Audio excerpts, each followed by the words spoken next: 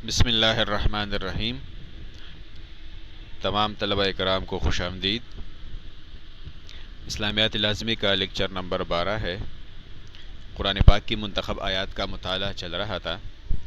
آج سورۃ الحشر کی آیت نمبر 18، 19 اور 20 پڑھیں گے، جو کہ روز قیامت اور اس کی تیاری سے متعلق ہے۔ اعوذ باللہ من الشیطان الرجیم، بسم اللہ الرحمن الرحیم۔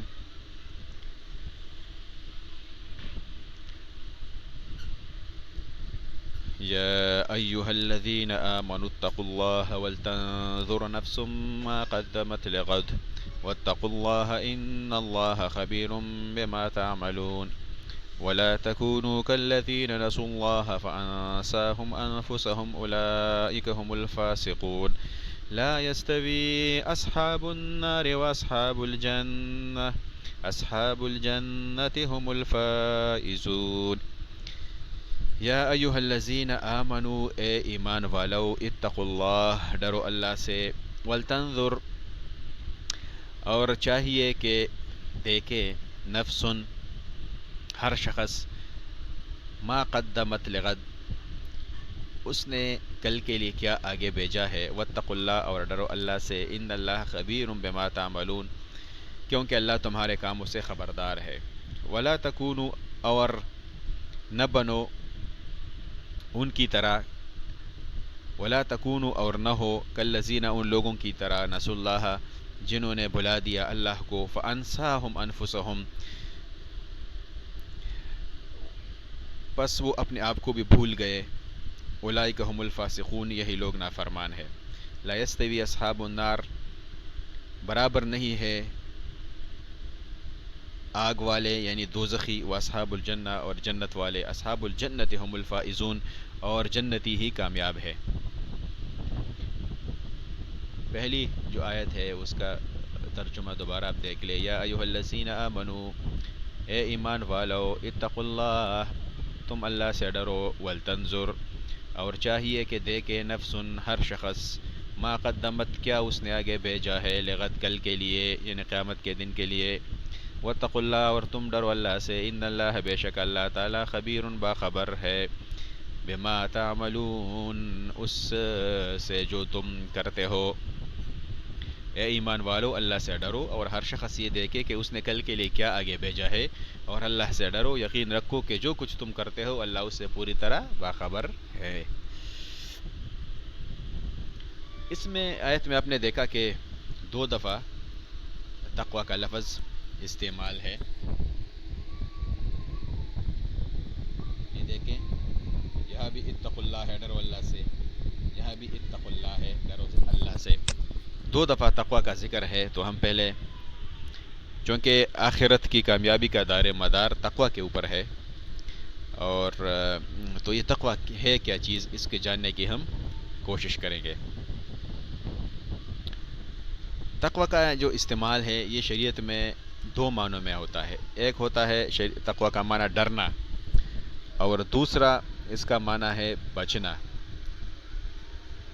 تو انسان اگر سوچے اس میں، تو اصل مقصد یا مقصود جو ہے وہ بچنا ہی ہے، یعنی گناہوں سے انسان بچا رہے، اپنے آپ کو بچائے، اور انسان تب اپنے آپ کو گناہوں سے بچائے گا جب اس کے اندر اللہ کا خوف ہوگا، وہ جب اللہ سے ڈرے گا، کیونکہ جب کسی چیز کا خوف دل میں ہوتا ہے تو اس سے انسان کیا کرتا ہے، اپنے آپ کو بچاتا ہے۔ پس تقوی کا یہ مفہوم ہوا کہ تمام ظاہری اور باطنی گناہوں سے بچنا، اور تمام جو اللہ کے احکام ہے ان کو بجا لانا، جو مامورات ہے۔ یا کسی نے یہ تعریف کی ہے کہ جب انسان ہر عمل اللہ کی رضا کے لیے کرتا ہے، خالصتاً لوجہ اللہ کرتا ہے، تو اس تعلق کی وجہ سے کہ یہ ارکام اللہ کی رضا کے لیے کرتا ہے، اس کے دل میں ایک کیفیت پیدا ہو جاتی ہے۔ اس کیفیت کا نام کیا ہے؟ تقوی ہے۔ گویا اللہ تعالیٰ کی رضا کے حصول اور ناراضگی سے بچنے کے لیے دل جس کیفیت میں مبتلا ہوتا ہے اسے تقوی کہتا ہے۔ تو کہہ رہے کہ تقوی حقیقت میں اللہ تعالیٰ سے قلبی تعلق کا پیدا ہو جانا ہے۔ جب دل نیکیوں کی طرف خود بخود مائل ہو جائے اور برائی سے نفرت کرے، اسی کیفیت کو تقویٰ کہتے ہیں۔ اور یہی کیفیت جو ہے اللہ سے مانگنے کے لیے ہمیں دعا کی تلقین کی گئی ہے کہ اللہم حبب الینا الایمان وزینہ فی قلوبنا وکرہ الینا الکفر والفسوق والعصیان۔ یا اللہ ایمان ہمیں محبوب بنا دیجئے اور اس کو ہمارے دلوں میں مزین کر دیجئے، اور ہمیں ہر قسم کے کفر اور نافرمانی اور عصیان اور گناہ کے کام سے بچا دیجئے، یعنی گناہ کی، کفر کی اور نافرمانی کی کراہت ہمارے دل میں ڈال دیجئے، کہ انسان کی طبیعت ہی ایسی بن جائے کہ نیکی کی طرف خود بخود میلان ہو اور برائی سے نفرت ہو۔ جس طرح گندگی ہے تو گندگی سے طبعی طور پر انسان کو کراہت ہوتی ہے اور نفرت ہوتی ہے دل میں، کوئی بھی گندگی کو ہاتھ نہیں لگاتا۔ اسی طرح گناہ جب انسان تقوی کی کیفیت انسان کے اندر ہو تو گناہ سے تبھی کراہت آتی ہے، اور نیکی کی طرف تبھی میلان، جس طرح خوشبو ہے، خوشبو کی طرف انسان کی تبھی میلان ہوتی ہے، اس طرح نیکی کی طرف ہوتی ہے۔ ایک بہترین واقعہ اس میں ذکر کیا ہے کہ حضرت عمر رضی اللہ عنہ نے ایک دفعہ حضرت کعب رضی اللہ عنہ سے پوچھا کہ تقویٰ کسے کہتے ہیں، کیا چیز ہے تقویٰ؟ تو حضرت کعب نے کہا کہ عمر، کبھی خاردار جاڑی والے راستے پر چلے ہو، کبھی ایسا راستہ جس کی دونوں طرف جاڑیاں ہو یا کانٹے ہو؟ آپ لوگوں نے دیکھا ہوگا باغات میں یا جنگلات میں کہ تنگ و تاریک راستہ ہے اور دونوں طرف خاردار جاڑیاں ہے یا کانٹے ہے۔ تو پوچھا حضرت عمر سے کہ عمر، آپ اس طرح کے راستے پر کبھی چلے ہو؟ تو انہوں نے کہا کہ ہاں جی چلا ہوں۔ تو حضرت کعب نے دریافت کیا کہ کیسے چلے ہو؟ تو حضرت عمر رضی اللہ عنہ نے فرمایا کہ دامن سمیٹ کر، کپڑوں اور بدن کو پورے طور پر بچا کر، کہ کہیں کوئی کانٹا کپڑے یا بدن پر نہ لگ جائے۔ تو حضرت کعب نے فرمایا کہ یہی تقویٰ ہے۔ تقویٰ یہ ہے کہ بھئی ہر طرف گناہ کے کانٹے ہوں گے لیکن آپ نے اپنے آپ کو بچا کے چلنا ہے، یہ تقویٰ کا مفہوم ہے۔ عبداللہ ابن مبارک کے رحمہ اللہ کی اشعار ہے کہ رأیت الذنوب تمیت القلوب ویورثک الذل ادمانها وترکک الذنوب حیات القلوب وخیر لنفسک عصیانها، کہ میں نے گناہ دیکھے جو جس سے دل مر جاتے ہیں۔ جب دل مر جاتے ہیں انسان آخرت سے کیا غافل ہو جاتا ہے، تو آخرت میں اس کو پھر رسوائی ملتی ہے، انسان رسوائی کا سامنا اس کو کرنا پڑتا ہے۔ اور گناہ کو چھوڑنا جو ہے وہ دلوں کے لیے حیات ہے، دل اس سے زندہ رہتے ہیں۔ تو اس میں بلائی ہے کہ انسان گناہ چھوڑ دے اور آخرت کی فکر کرے۔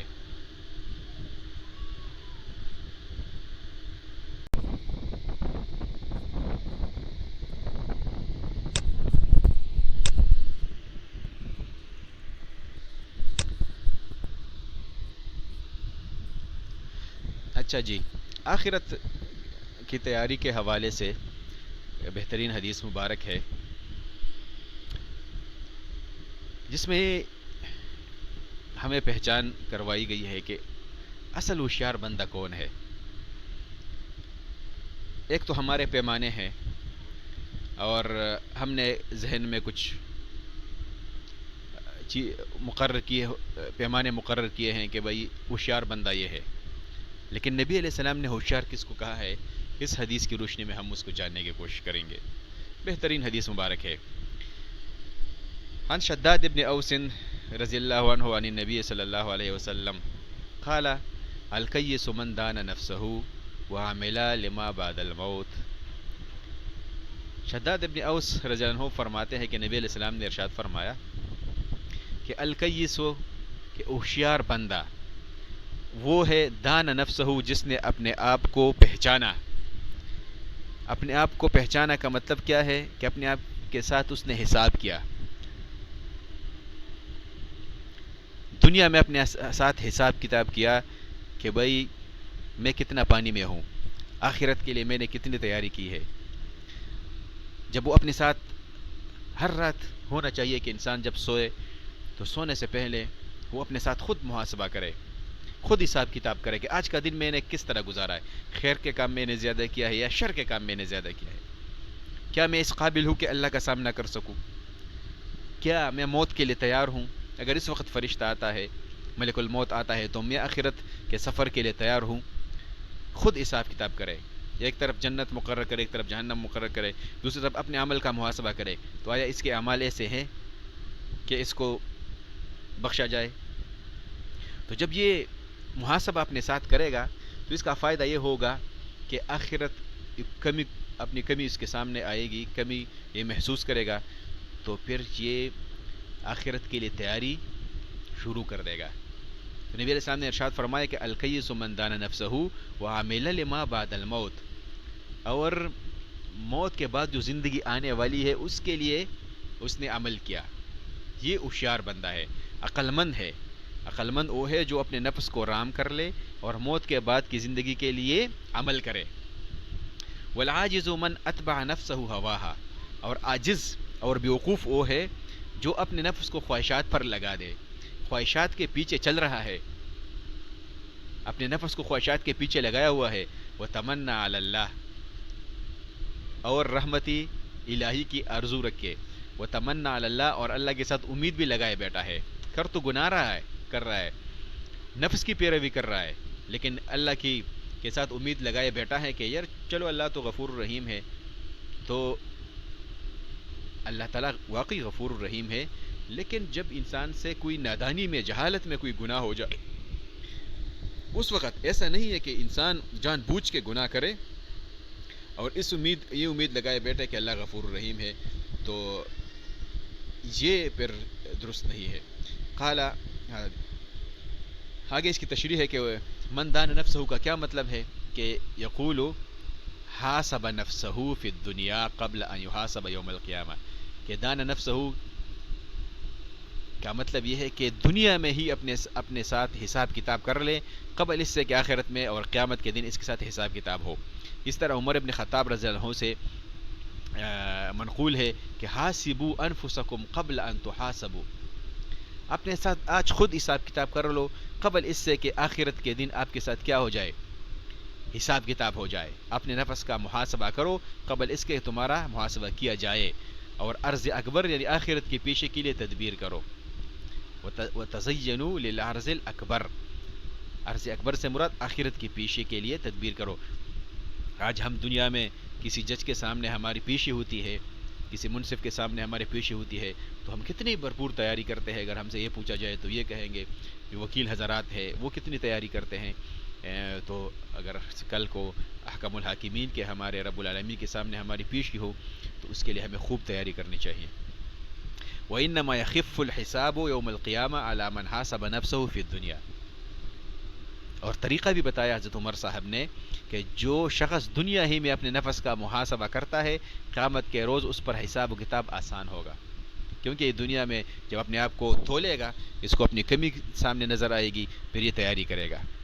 اسی طرح میمون ابن مہران سے منقول ہے رضی اللہ عنہ کہ قال لا يكون العبد تقيا حتى يحاسب نفسه كما يحاسب شريكه، کہ انسان اس وقت تک متقی، اس میں کہا گیا نا اتقوا اللہ، اللہ سے ڈرو، تو کہ انسان اس وقت تک متقی نہیں بن سکتا جب تک کہ وہ اپنے نفس کا محاسبہ نہ کرے جیسا کہ اپنے شریک سے محاسبہ کرتا ہے۔ جس طرح انسان اپنے کاروبار میں شریک کے ساتھ حساب کتاب کرتا ہے، اس طرح اپنے نفس سے جیسے انسان جب تک انسان محاسبہ نہ کرے، حساب کتاب نہ کرے، تو یہ بندہ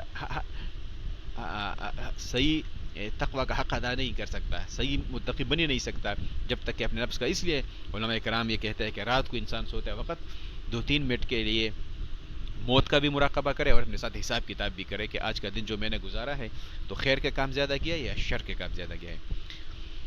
من این مطعمہ وملبسہ، اور کہہ رہے کہ یہ سوچے کہ میرا کھانا اور لباس کہاں سے ہیں۔ تو انسان کو اپنے ساتھ حساب کتاب کرنا چاہیے اور آخرت کی تیاری کرنی چاہیے بھرپور کہ اللہ کے سامنے پیش ہونا ہے۔ صحابہ کرام کا کیا حال تھا، نبی علیہ السلام کا خود کیا حال تھا دنیا میں، تو ایسا نہیں تھا کہ دنیا میں رہ کر انسان آخرت سے کب غافل ہوتا ہے، تب غافل ہوتا ہے جب یہ امیدیں لگائے بیٹھے دنیا میں، لمبی لمبی آرزوئیں باندھے، طول العمل جسے کہتے ہیں، کہ انسان یہ سمجھے اور دنیا میں اتنا وہ مگن ہو جائے اور اتنا دنیا کو اپنے آپ کے اوپر حاوی کر لے کہ آخرت سے غافل ہو جائے اور یہ سمجھے کہ مجھے تو دنیا سے جانا ہی نہیں ہے۔ آپ لوگوں کے جب ہم منصوبوں کو دیکھتے ہیں، ان کے لمبی لمبی آرزوؤں کو دیکھتے ہیں، تو وہ اس سے یہی ثابت ہوتا ہے کہ اس کے ذہن میں آخرت ہے ہی نہیں، یہ نہیں سمجھتا کہ مجھے مرنا بھی ہے اور جانا بھی ہے۔ حالانکہ دنیا کی مثال تو کیا ہے، ایک مسافر خانہ ہے۔ دیکھیں عبداللہ ابن عمر رضی اللہ عنہ فرماتے ہیں کہ ایک دن رسول اللہ صلی اللہ علیہ وسلم نے میرے کندھے کے اوپر ہاتھ رکھا اور فرمایا کن فی الدنیا کأنک غریب، دنیا میں ایسے رہو جیسے اجنبی او عابر سبیل یا مسافر، وعد نفسک من اہل القبور، اور اپنے آپ کو اہل قبور میں شمار کرو۔ مطلب یہ ہے کہ زیادہ لمبی آرزوئیں نہ پالو، دنیا میں خوب محنت کرو، دنیا کماؤ، لیکن دنیا کے ساتھ ایسا دل نہ لگاؤ کہ انسان آخرت کو بھول جائے۔ بس یہ دنیا جتنے ہماری ضرورت ہے، اس کو تبلیغ حضرات کہتے ہیں کہ دنیا ہماری ضرورت ہے، مقصد نہیں ہے، اس کو مقصد نہیں بنانا چاہیے۔ مقصد اللہ کی رضا اور آخرت ہے، دنیا کو بطور آپ ذریعہ ہی استعمال کرو۔ ایک عالم نے بہترین مثال دی ہے کہ جیسے واش روم ہے، واش روم انسان کی ضرورت ہے، ایسا نہیں ہوتا کہ انسان واش روم جائے اور اس میں اچھا ٹائل لگے ہوئے ہو تو یہ وہاں لیٹ جائے کہ نہیں یہ بھی تو میرا کیا ہے، یہ رہائش گاہ ہے، نہیں، وہ عارضی طور پر ہے، اس سے جس انسان وہاں پر اپنی ضرورت پوری کر کے چلا جائے وہاں سے۔ تو دنیا بھی ایسی ہے، اور دنیا کی محبت کہہ رہے تب بری ہے، کسی نے ایک بہترین مثال دی ہے جیسے کشتی ہے، مولانا روم نے مثال دی ہے کہ کشتی دنیا کی مثال ایسی ہے جیسے کشتی اور پانی، انسان جیسے کشتی ہے اور پانی جیسے دنیا ہے۔ تو پانی جو ہے یہ کشتی کے لیے ضروری ہے، کشتی تب چلتی ہے جب پانی ہو، لیکن اگر یہی پانی کشتی کے اندر آ جائے تو کشتی ڈوب جاتی ہے۔ اسی طرح دنیا جو ہے یہ انسان کی ضرورت ہے انسان کے لیے، لیکن اگر یہ دل میں آ جائے تو پھر یہ ہے کہ انسان اس کے ایسے پھر اس کو نقصان اٹھاتا ہے۔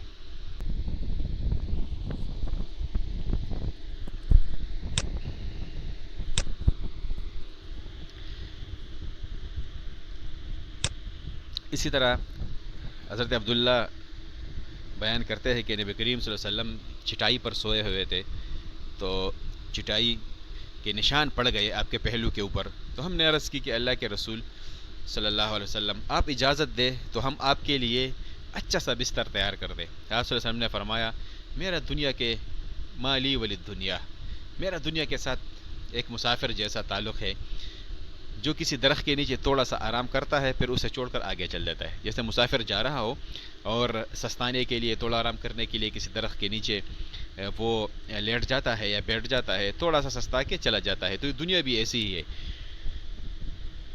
اس آیت میں کیا ہمیں تعلیمات ملتی ہے، وہ یہ ہے کہ مسلمان کو ہر حال میں اللہ تعالیٰ سے ڈرنا چاہیے، تقوی اختیار کرنا چاہیے۔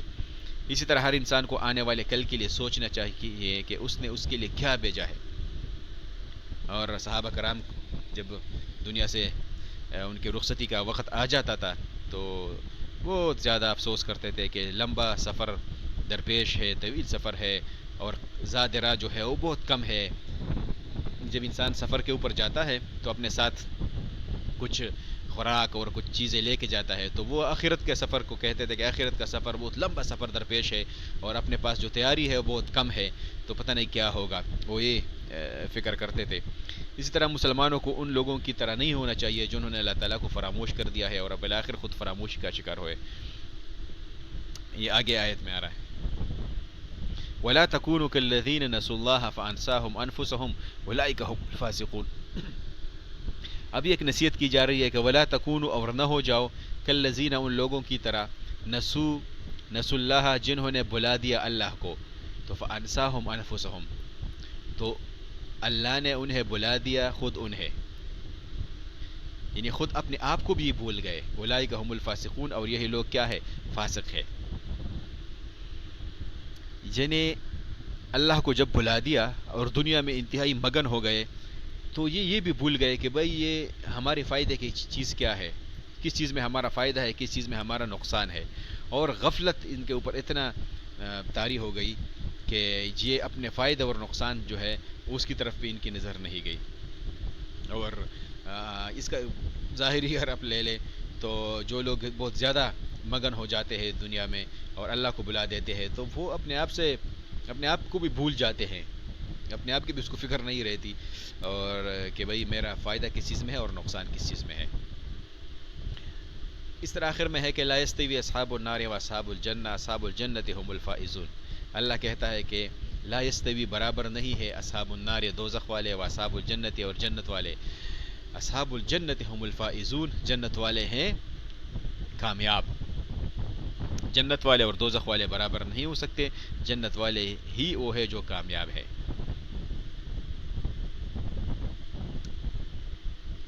کہہ رہے کہ دیکھیں اللہ تعالیٰ جو ہے اس کے فیصلے مبنی بر انصاف ہوتے ہیں اور مبنی بر عدل ہوتے ہیں.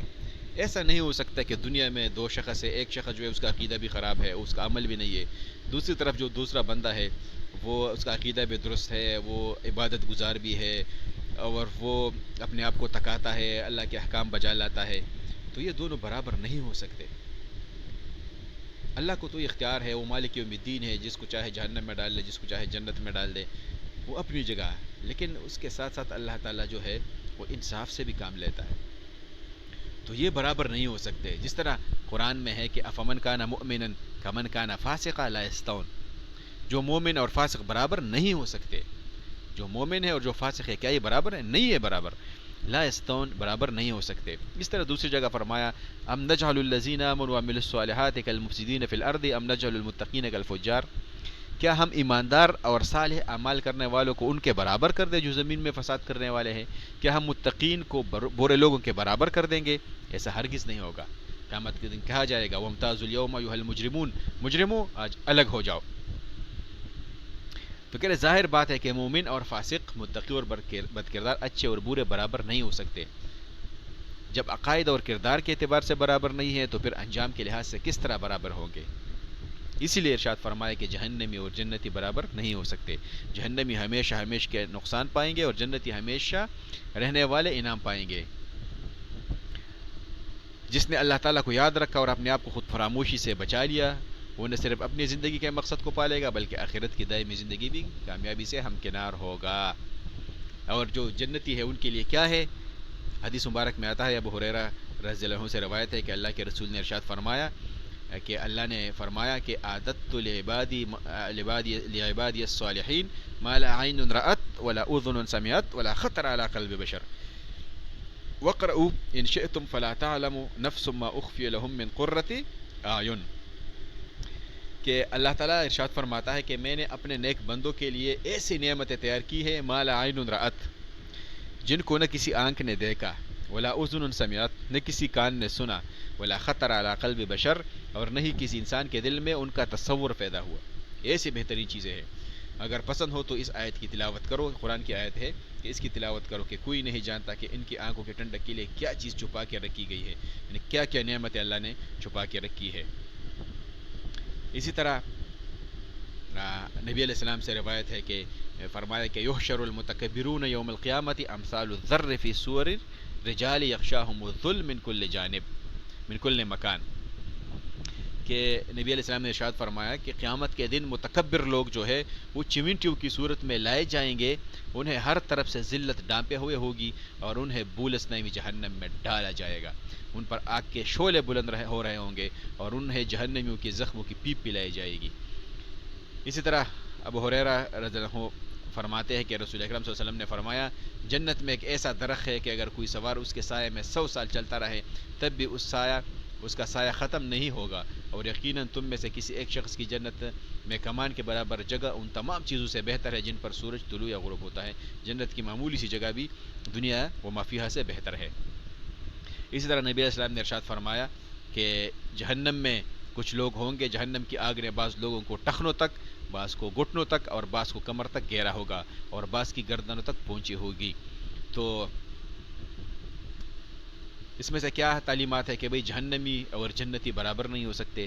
جنتی کامیاب ہو گئے اور جہنمی ہمیشہ کے لیے ذلیل ہوں گے. تو ہمیں کیا کرنا چاہیے؟ ہمیں وہ اعمال اپنانے چاہیے جو جنت کی طرف لے کے جائیں, اور جہنم سے پناہ مانگنا چاہیے, جہنم والے اعمال سے اپنے آپ کو بچانا چاہیے. اللہ تعالی ہمیں توفیق دے کہ ہم نیک اعمال کریں اور برے اعمال سے اپنے آپ کو بچا کے رکھے, اور ایسے دنیا میں مگن نہ ہو.